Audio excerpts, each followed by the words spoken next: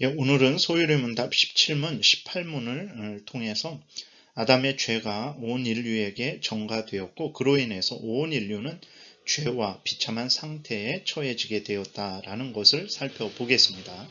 소요리문답 17문, 이 타락이 온 인류를 어떠한 상태로 타락시켰습니까? 이 타락은 온 인류를 죄와 비참한 상태로 타락시켰습니다. 그러니까 아담이 범죄했는데 그건 개인이 범죄한 거잖아요. 그런데 아담은 모든 인류의 대표라고 말씀을 드렸습니다. 그 모든 인류의 대표이기 때문에 아담의 죄가 모든 인류 그 후손에게 전가되어진 거예요. 아담의 죄가 모든 후손에게 돌려진 것입니다. 그래서 모든 후손들, 모든 인류는 죄인이 되었고 비참한 상태로 아담과 함께 타락하게 된 거예요. 우리는 이것이 이상하게 보입니다. 그러나 성경에 보게 되면 이제 그 아담의 죄가 후손에게 전가된 것을 분명히 말씀을 하고 있어요. 창세기 5장에서도 보게 되면 5장 3절인데 아담은 130세에 자기의 모양 곧 자기의 형상과 같은 아들을 낳아 이름을 셋이라 하였고 그랬어요. 아담이 이제 그 아기를 낳았죠. 물론 그 전에 가인과 아벨을 낳았고 또 다른 자녀들도 낳았을 것입니다. 그러나 이제 특별히 하나님께서 그 아벨이 죽은 이후에 셋을 주셨죠. 그래서 그 셋을 낳았는데 그 셋은 누구를 닮았냐 그랬을 때에 바로 아담을 닮았다라고 아담의 형상과 같은 아들을 낳았다 이렇게 기록이 되어 있습니다. 그러면 그 아담은 어떤 아담입니까? 죄로 오염되고 부패된 아담이에요. 죄의 책임, 죄에 대한 책임을 져야 되는 아담입니다. 그 하나님의 형상, 하나님을 아는 지식과 거룩함과 의로움을 다 박탈당한 아담이에요. 그리고 모든 것이 부패된 상태의 아담입니다. 이 아담을 닮은 아들을 낳았다 이렇게 기록이 되어 있는 것입니다. 그 전에 보게 되면 이제 가인도 그러죠. 가인이 어떻게 그렇게 그 동생을 그렇게 미워하고 동생을 이제 돌을 들어서 아무도 없는 들에서 동생을 죽일 수 있었겠습니까? 그것은 이제 아담이 범죄한 이후에 그 아담과 같은 죄인을 낳았기 때문에 그 가인이 그렇게 악한 일을 저지른 거죠. 그럼 아벨은 어떤 것인가? 아벨은 하나님의 특별한 은혜가 있어서 그가 하나님을 경외하고 하나님의 뜻을 따라서 살아가게 되었다라는 것을 우리가 기억을 해야 됩니다. 시편 51편 5절에서도 다윗이 이렇게 말합니다. 내가 죄악 중에서 출생하였으며 어머니가 죄 중에서 나를 잉태하였나이다. 그러니까 다윗도 죄악 중에서 출생한 죄인이에요. 근데 어머니도 죄 중에서 다윗을 잉태한 죄인입니다. 그러니까 왜 어떻게 다윗이 어떤 특별한 죄를 졌는가? 다윗의 어머니가 특별한 죄를 졌는가? 그러지 않습니다. 근데 왜 어머니는 죄 중에서 다윗을 잉태하고 다윗은 또 죄악 중에서 출생해서 죄인으로서 삶을 살아갈 거예요. 그것은 이제 아담의 죄가 모든 후손에게 전가되었기 때문에 그렇습니다. 그래서 모든 후손들이 죄인입니다. 비참한 상태에 처해졌기 때문에 그런 것입니다. 그러면 아담의 죄가 후손에게 전가되었는데 어떤 죄가 전가되었고 또 아담의 후손의 상태는 어떤 비참한 상태인지에 대해서 살펴보겠습니다. 18문 사람의 타락한 상태에서 죄는 어떤 것들이 있습니까? 답 사람이 타락한 상태에서 죄는 원죄와 자범죄가 있습니다. 원죄는 아담의 첫 범죄에 대한 책임, 최초의 의로움이 없는 것, 온 성품이 부패한 것이며 자범죄는 원죄로부터 나오는 모든 실제적인 죄들입니다. 이제 그 원죄는 세 가지가 있습니다. 원죄는 죄책, 죄를 범했으니까 거기 범한 죄에 대한 책임을 져야 되잖아요. 그 책임은 이제 사망의 형벌을 받는 거죠. 그러니까 원죄는 죄책과 의로움이 없는 거. 그러니까 처음에 하나님이 인간을 만드셨을 때 지식을 주셨고 거룩함이 있었고 의로움이 있었죠. 이 모든 하나님의 형상을 박탈당한 거예요. 그것이 의로움이 없다 이렇게 표현된 겁니다. 그 다음에 그냥 그 박탈당하고 하나님을 아는 지식과 그 다음에 거룩함과 의로움이 박탈당한 그 상태로 가만히 있냐? 아닙니다. 그 박탈당한 아담은 죄로 오염되고 부패되었다라는 것을 우리가 기억을 해야 됩니다. 그러니까 악하게 변해버린 거예요. 이게 원죄입니다. 죄책과 의로움이 없는 거, 온 성품이 부패된 거, 이게 원죄예요. 그러니까 모든 사람들은 이 원죄를 가지고 태어나는 거예요. 그래서 갓난아기도 우리가 볼 때 그렇게 사랑스러운 갓난아기도 죄인인데 왜 죄인이냐? 무슨 욕을 한마디 했겠습니까? 그런 게 아니란 말이에요. 그런데도 왜 죄인이냐? 바로 이 원죄를 가지고 태어나기 때문에 그 아기도 하나님 앞에 형벌받을 죄인이라는 것을 성경이 이야기하는 것입니다. 그래서 다윗도 잉태됐을 때 무슨 죄를 졌겠어요? 근데 죄 중에 잉태됐다. 그 다음에 자기가 출생했는데 무슨 죄를 졌겠습니까? 근데 죄 중에 출생했다라고 시편 51편에서도 그렇게 이야기하는 겁니다. 이렇게 원죄를 가지고 태어난 자들이 어떻게 합니까? 자범죄, 스스로 죄를 범하는 거예요. 그러니까 죄에 대한 책임이 있고 의로움이 없고 온 성품이 부패된 인간이니까 이제는 그 온 성품이 부패된 인간으로서 생각하고 말하고 행하는 죄를 짓는 거죠. 그것을 자범죄라고 이렇게 말을 합니다. 이 죄들에 대해서 좀 구체적으로 살펴보겠습니다. 첫 번째, 원죄가 있습니다. 앞에서 많이 말씀드렸어요. 원죄는 세 가지로 이루어졌습니다.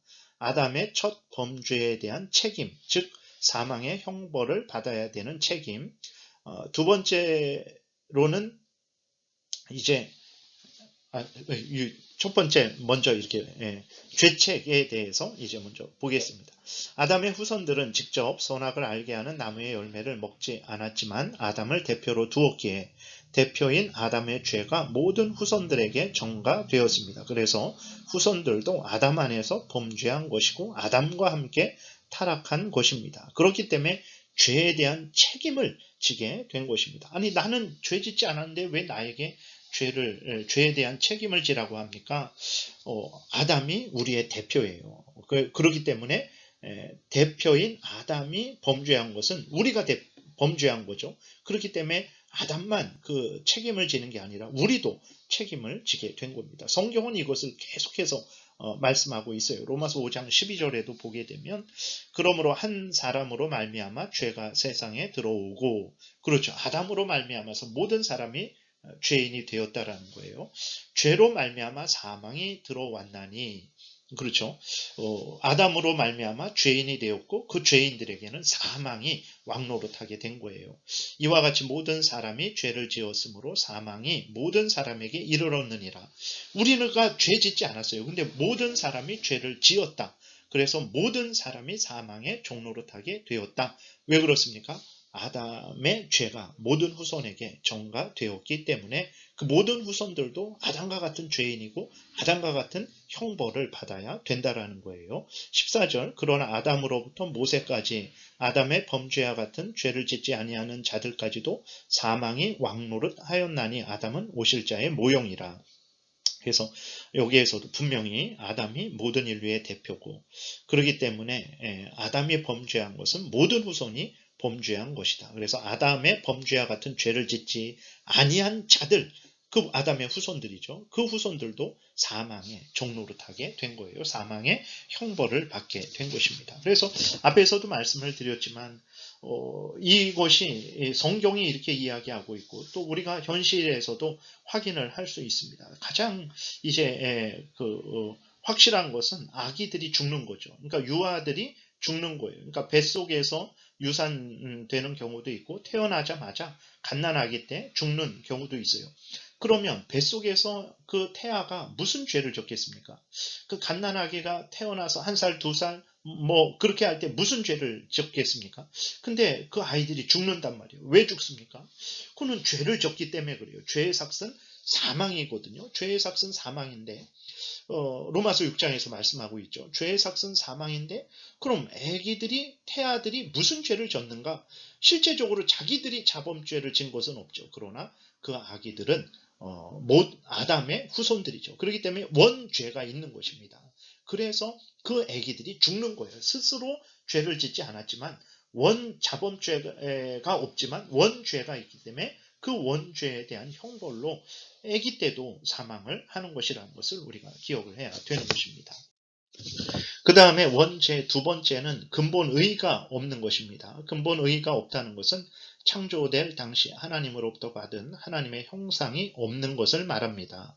그러니까 하나님을 아는 지식이 없고 또 자신을 아는 지식도 없어졌고 세상을 아는 지식도 없어졌고 어떻게 살아가야 되는지도 모르게 되는 무지한 자가 됐죠. 그리고 의롭지 않고 불의한 자가 되었습니다. 거룩하지 않고 죄로 오염되고 부패된 자가 되었어요. 인간의 다른 특징들, 동물과 구별되는 언어가 있고 또 이성이 있고 이러한 모든 특징들도 죄로 오염되고 부패되었어요. 이것은 이제 영육이 다 죄로 오염되고 부패된 거예요. 그래서 영혼만 그렇게 더럽혀진 것이 아니라 우리의 육신도 이제 우리가 왜 태어나면서 계속해서 장성하다가 어느 때가 되면 늙어집니까? 왜 병들게 됩니까? 왜 육신의 생명이 끊어지게 됩니까?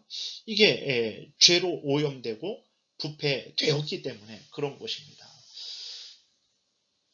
그 다음에 로마서 7장 18절에도 보게 되면 내 속 곧 내 육신에 선한 것이 거하지 아니하는 줄을 아노니 원함은 내게 있으나 선을 행하는 것은 없노라. 그 바울이 자신에 대해서 이야기를 하는 거예요. 자신의 속에 선한 것이 없다. 다시 말해서 하나님으로부터 받은 창조 당시에 받은 그 하나님의 형상이 다 박탈당한 거예요. 죄에 대한 형벌로. 그리고 그 박탈당한 인간은 오염되고 부패된 거예요. 악하게 된 거예요. 그렇기 때문에 바울이 자신의 속을 보면서 내 속 곧 내 육신에 선한 것이 거하지 아니하는 줄을 내가 안다. 라고 이렇게 이야기를 하는 것입니다. 원죄의 세 번째는 이제 계속 반복돼서 이야기가 됐죠.